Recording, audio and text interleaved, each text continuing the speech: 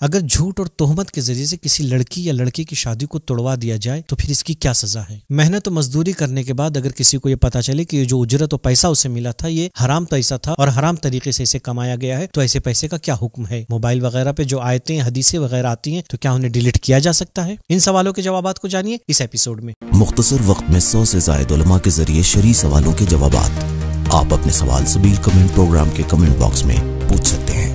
سبیل کمنٹ ہر ٹیوزڈے اور تھرسڈے سبیل میڈیا پر۔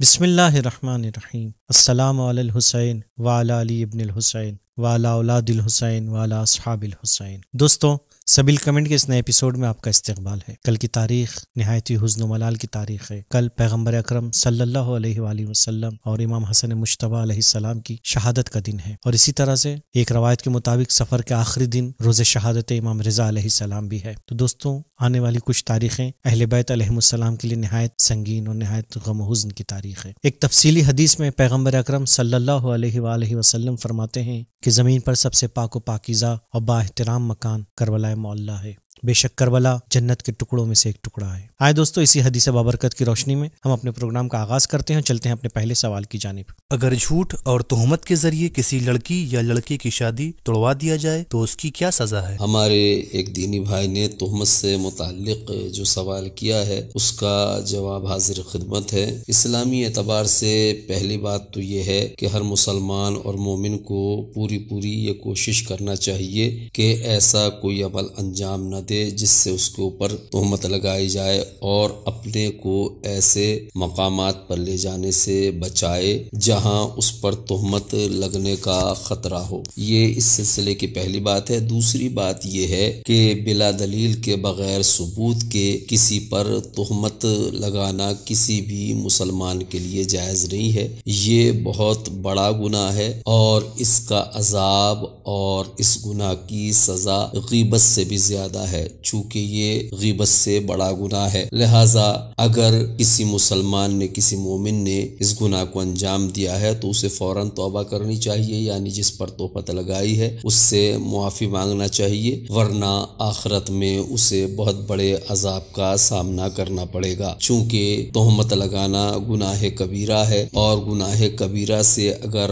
آدمی توبہ نہ کرے تو اس پر عذاب جہنم کا وعدہ کیا گیا ہے۔ دوستوں، کسی مومن پہ تہمت لگانا گناہ کبیرہ میں سے ہے۔ پیغمبر اکرم صلی اللہ علیہ وآلہ وسلم فرماتے ہیں، المومن اعظم حرمتا من الکعبہ، مومن کی حرمت کعبے سے زیادہ ہے۔ یعنی اگر کوئی شخص تہمت لگا کے، جھوٹ بول کے، اس پہ الزام لگا کے اگر کسی مومن کی عزت کو پامال کرتا ہے تو گویا کہ وہ خانہ خدا کو پامال کر رہا ہے۔ ایک حدیث میں امام صادق علیہ السلام فرماتے ہیں کہ اگر کوئی شخص اپنے برادر مومن کی آبرو و حیثیت کو پامال کر رہا ہے اس ارادے کے ساتھ کہ سماج میں اس کی حیثیت کو گرا دے، اسے نیچا دکھلا دے، اسے تحقیر کر دے، تو پروردگار ایسے شخص کو اپنی ولایت سے نکال کر شیطان کی ولایت میں ڈال دیتا ہے، اور ایسے شخص کو شیطان بھی قبول نہیں کرتا ہے۔ اسی طرح سے حضرت آیت اللہ سیستانی دامت برکاتہ جوانوں کو جو نصیحت فرماتے ہیں اس میں آپ بیان کرتے ہیں کہ اگر ماں باپ بھی لڑکیوں کی شادی میں رکاوٹ ایجاد کرتے ہیں اور اس کی وجہ سے اگر لڑکے یا لڑکیاں گناہوں میں مبتلا ہو رہی ہیں تو اس کا گناہ ان ماں باپ پہ بھی جائے گا۔ اگر اس نصیحت کو آپ تفصیل سے جاننا چاہتے ہیں تو ہماری اس کلپ کو ضرور دیکھیں۔ محنت کرنے کے بعد جو پیسہ حاصل ہوتا ہے، اگر بعد میں معلوم چلے کہ وہ پیسہ حرام کمائی کا تھا تو اس کے بارے میں کیا حکم ہے؟ بسم اللہ الرحمن الرحیم۔ امام حسین علیہ السلام اپنے آخری خطبے میں ظالموں کو خطاب کر کے فرماتے ہیں کہ تمہارے اوپر ہماری کسی بات کا بھی اثر نہیں ہوگا، کیونکہ تمہارے پیٹ مال حرام سے بھرے ہوئے ہیں، لقمے حرام سے بھرے ہوئے ہیں۔ یعنی اگر کسی انسان کے پیٹ میں لقمے حرام ہے تو امام کی کسی بات کا بھی اس کے اوپر کوئی اثر نہیں ہوگا۔ لہذا ہمیں اس طرح کے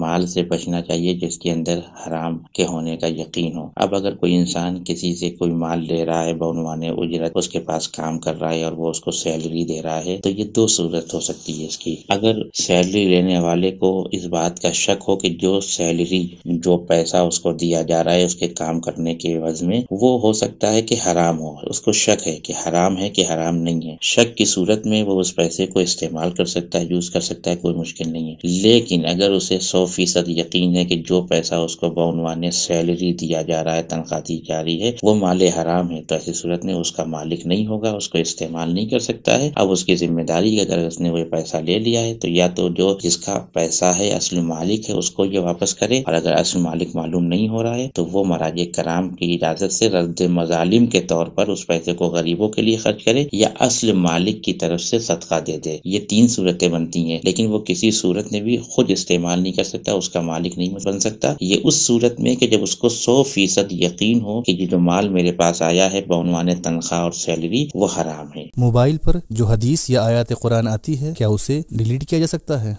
यकीनन मोबाइल में जो कुछ भी कुरान या हदीस के सफ़हात आते हैं, पेजेस आते हैं, स्टोरेज कम हो या ज़्यादा उसको हम मिटा सकते हैं, साफ़ कर सकते हैं, पाक कर सकते हैं। तमाम मराज तक़लीद का यही कहना है कि इसमें तौहीन नहीं होनी चाहिए। अगर तौहीन का क़स्द है तो ऐसा नहीं किया जा सकता, अगर तौहीन नहीं हो रही है तो खामोशी से इसको साफ़ किया जा सकता है। आम तौर से स्टोरेज कम होने की सूरत में जब हम अपने मोबाइल को साफ़ करते हैं या मोबाइल से कुछ चीज़ें डिलीट करते हैं तो इसमें जो कुरान की आयत है या हदीस है या जो भी मुक़द्दस और पाक मतलब है उसको हम डिलीट करते हैं तो इसमें कोई हरज नहीं है। तमाम मराज तक़लीद का मुश्तरका यही फतवा है। तो दोस्तों, ये था हमारा आज का प्रोग्राम। जाने से पहले एक बार फिर आपसे दरख्वास्त करूंगा कि अगर आप हमें इस काम में ताउन करना चाहते हैं तो पैट्रियन के जरिए से मंथली मेंबरशिप हासिल कर सकते हैं। पैट्रियन की लिंक डिस्क्रिप्शन में दी गई है। अगले प्रोग्राम में फिर आपसे मुलाकात होगी, तब तक के लिए इजाजत दीजिए। खुदा हाफिज, शुक्रिया।